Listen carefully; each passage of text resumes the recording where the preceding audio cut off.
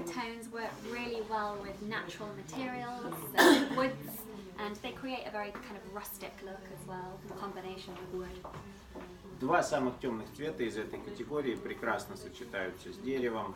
В сочетании с деревом они очень хорошо смотрятся в стиле рустика. These tones work really well as a highlight, so just to be used in small proportions or on a chair or a wardrobe or something. А вот эти вот цвета можно очень выигрышно использовать для расстановки цветовых оттенков. Они довольно яркие, и применять их следует в небольших количествах, но они хорошо подходят для покраски предметов мебели, как, например, стула или шкафа. Okay. This column is based on aquamarine, and I really like this column because it's very soft, it's gentle, and you can create a really tranquil interior with these tones. Вот группа цветов аквамаринового оттенка, она мне очень нравится, потому что это очень мягкие, спокойные цвета, прекрасно подходят для отделки интерьеров, где вам предстоит отдыхать. Even the darkest of the aquamarine green is still soft and gentle. Потому что даже самый темный цвет, вот из всей вот этой вот линейки, он все равно еще сохраняет и мягкость, и сохраняет свою мягкость. And the last column is blue. You can see this is based on blue. They're a little bit cooler, they're perhaps a little bit harder to use, but these tones, again, in a small proportion, work fabulously. И последняя категория оттенков, это уже оттенки на основе синего цвета, они выглядят более прохладными, они выглядят несколько более ярче, поэтому с ними уже работать посложнее.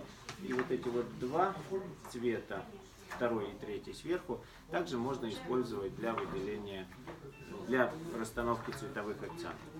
In the UK, it's also very popular at the moment to use Hicks blue. It's one of the most popular colours, especially in kitchens. And I think these tones, because they're based on blue, it's easy to make a step from blue to green. Сейчас в Великобритании очень большой популярностью пользуется, кстати, вот этот цвет, в частности для отделки кухонь. От этого цвета остается один всего лишь шаг до вот других, более зеленоватых и все еще темных тонов. This one is the last one in the collection. It's sage and onions. It's the jewel of the collection. It's very, very bright. Again, quite a difficult tone to use, but you could combine it with a darker highlight, perhaps with tea with Florence, or just use it in a small amount. Вот жемчужина нашей коллекции, еще один цвет, называется Sage and Onions, шалфей и лук. Опять же, цвет довольно сильный, яркий и выразительный, но прекрасно смотрится в сочетании с более темными тонами вот из правой колонки. What's great about all of these colours is that because we found them in National Trust properties, they all have a story to tell, and there's a personality and a person behind each of the colours. Все эти цвета, как я вам и говорила, раньше были обнаружены нами при работе на объектах под охраной Национального благотворительного фонда. И у каждого из этих цветов есть своя история, связанная с домом, где он был обнаружен, либо связанная с какой-то исторической личностью. So this subtle neutral grey, this is called Ulla, and it's named after Lady Ulla Hyde Parker. And she lived in the house here, and she was Danish, so she brought a Danish influence to the house. So she had many greys and marbles, and this was in the colour of her dining room. Вот, например, вот этот цвет был обнаружен в поместье леди... What was the name of the lady again? Ulla Hyde Parker. Ulla Hyde Parker. В поместье леди Ulla Hyde Parker. Она была датчанкой по происхождению, жила в Великобритании, но интерьер ее дома был отделан в датском стиле, то есть там был серый цвет. В частности, вот это был цвет стен в ее гостиной. Sage and Onions was from the home of Beatrix Potter. Maybe you know her, she was a children's author, and she used to write stories about kittens and rabbits, Peter Rabbit, puddle ducks, Jemima Puddle Duck. А вот этот вот цвет, который я уже показывала, Sage and Onions, был обнаружен в доме британской детской писательницы Беатрис Поттер. Может быть, слышали о ее сказках, вот сказка о кролике Питере, например.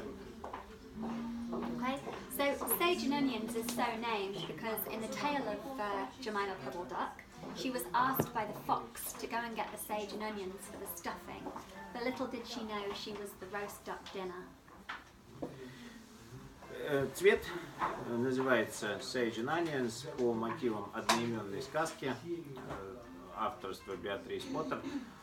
В этой сказке лиса, хитрая лиса, просит утку набрать шалфея с луком для того, чтобы потом этим же шалфеем луком утку нафаршировать и съесть. And this was found on the gate within the story. И вот в этот цвет была выкрашена садовая калитка на участке. Okay. Another story is Hidey Hole here, and this was from the home of the playwright George Bernard Shaw. Вот еще один цвет. Этот цвет был, прототип цвета был взят нами в поместье Джорджа Бернарда Шоу, известного британского драматурга. So he used to write all of his plays in his country manor, and in the garden he had a writing hut, and it was a revolving writing hut to avoid the sun getting in his eyes whilst he was writing. Он жил у себя в загородном доме, писал в основном свои пьесы в небольшом садовом домике, который был расположен у него же на территории его сада. Садовый домик стоял на поворотном кругу, и он его поворачивал для того, чтобы, когда он работал в течение дня, солнце не попадало ему прямо, солнце не светило прямо в этот дом.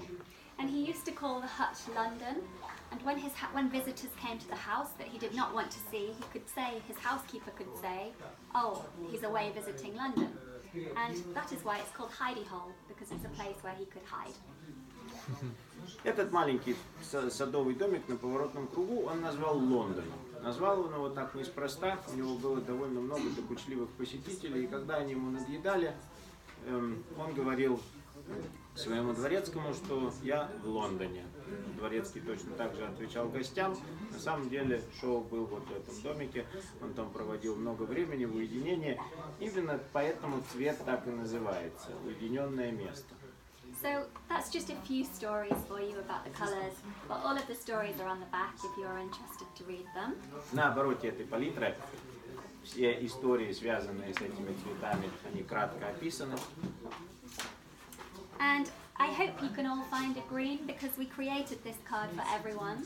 So hopefully you can find a green that you will be able to use in your projects, whether it's something contemporary or traditional. There should be a choice here for you. Повторюсь, мы специально создавали вот эту вот палитру зеленых оттенков для того, чтобы вы все смогли найти в ней подходящий вам зеленый цвет, который подходил бы вам для каких-то более современных интерьерных решений или наоборот для оформления помещения в более традиционном стиле. И мы надеемся, что вы здесь свои оттенки найдете. Whether you're creating a lively space, such as colours for the kitchen, maybe you look at these. Maybe if you want something a little bit more restful and peaceful, you could use these in the bedroom. Or maybe a bold, dramatic impact, perhaps use the darker tones for a hallway. Как вот, например, такие довольно активные цвета, как цвета вот этой группы, которые можно использовать для оформления кухни, или наоборот, спокойные цвета ультрамариновой группы, которые можно использовать для оформления спальни или комнаты, где вы отдыхаете. Либо вот эти вот более темные оттенки дают вам хороший простор для выбора более смелых решений. Or if you still like grey, like many of the people in England, then this is the perfect choice.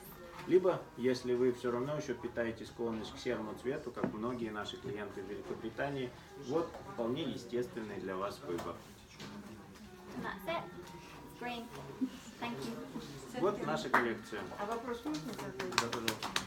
А какой следующий будет цвет? Вот вы перечислили серый, синий, переход зеленый, а следующий какой же So будет? you mentioned several of your color classes, like you have gray, blue, now you have green. What's going to be the next?